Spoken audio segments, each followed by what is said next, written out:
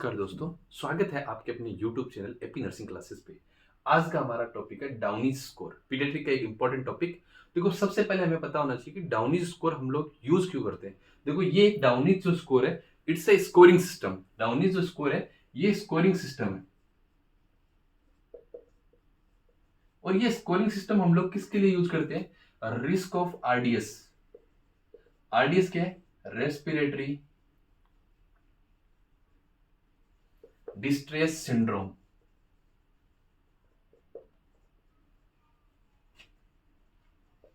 Risk of RDS, that is the respiratory distress syndrome. Respiratory distress syndrome के लिए हम लोग काम में लेते हैं, और ये रेस्पिरेटरी डिस्ट्रेस असेस थी। रिस्क ऑफ आरडीएस हमने बोला असेस थी। स्कोरिंग सिस्टम है जो हम लोग किसके लिए काम लेते हैं? आरडीएस। आरडीएस के रिस्क के लिए। और किसके अंदर हम लोग काम में लेते हैं? सबसे इंपॉर्टेंट है टर्म इन्फेंट के अंदर। किसके अंदर? Term neonate, not infant, term neonate.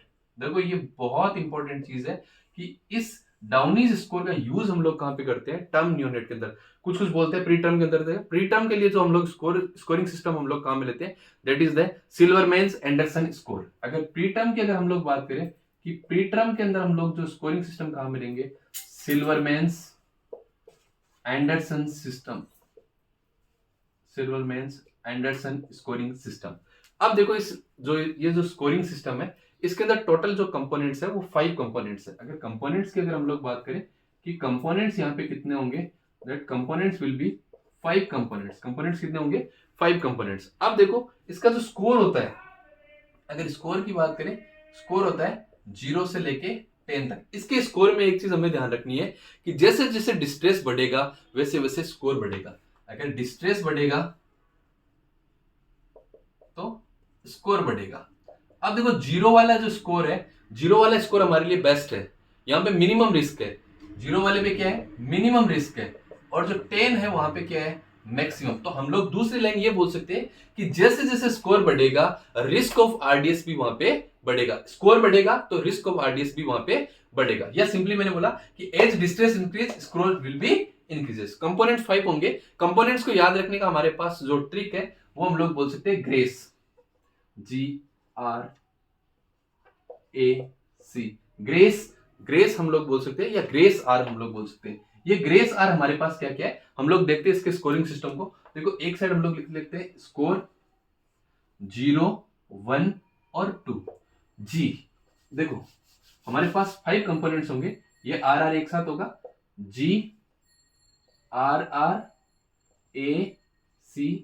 तो हम लोग एक न्यूमेरिक्स याद रख सकते हैं, grace R. G is related to the grunting. G is related to the grunting. अब अगर हम लोग बोले कि ग्रांटिंग हो सकता है, R is related to the respiratory rate। पहले हम लोग इसको लिख लेते हैं, रेस्पिरेटरी रेट हमारे पास होगा। A is related to the air entry, air entry। C is related to the cyanosis, C is related to the cyanosis, and R is related to the retractions।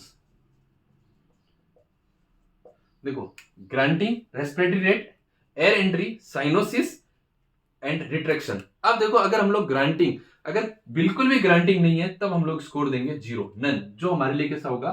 Good, none.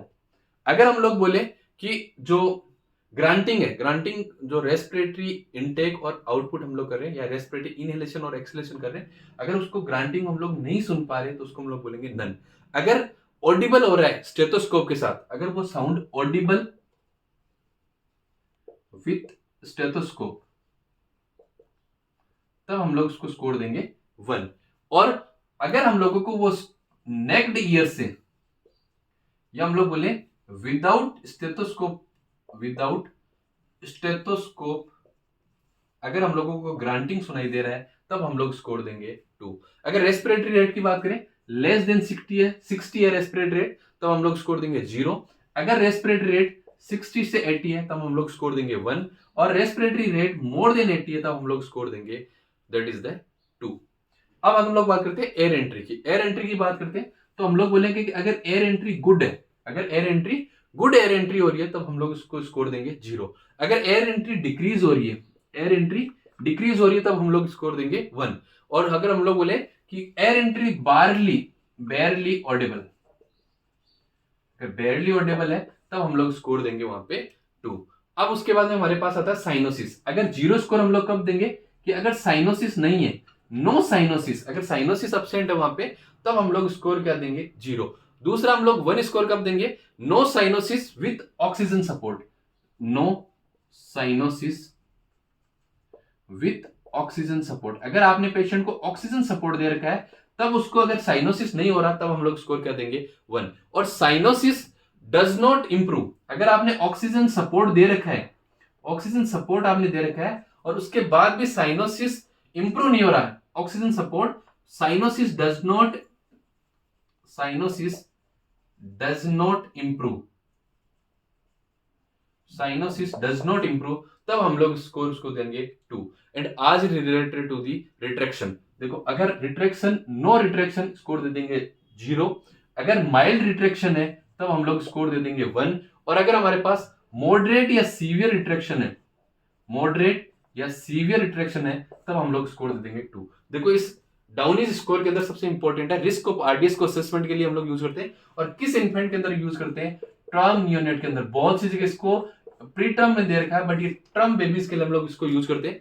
इसका score होता है 0 से लेकर 10 तक, minimum score होगा 0, maximum score होगा 10। But जैसे जैसे स्कोर बढ़ेगा, risk of RDS will be increases, या हम लोग बोल सकते हैं कि distress increases, risk score also increases. अब देखो, और प्री टर्म बेबीज के लिए स्कोरिंग सिस्टम जो काम में लेते हैं, that is the Silverman Anderson system.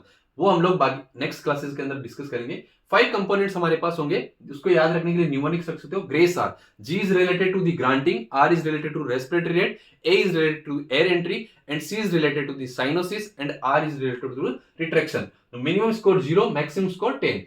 ये था हमारा डाउनीज स्कोर। अगर ये वीडियो अच्छा लगे तो लाइक करना, शेयर करना, सब्सक्राइब करना। Thank you.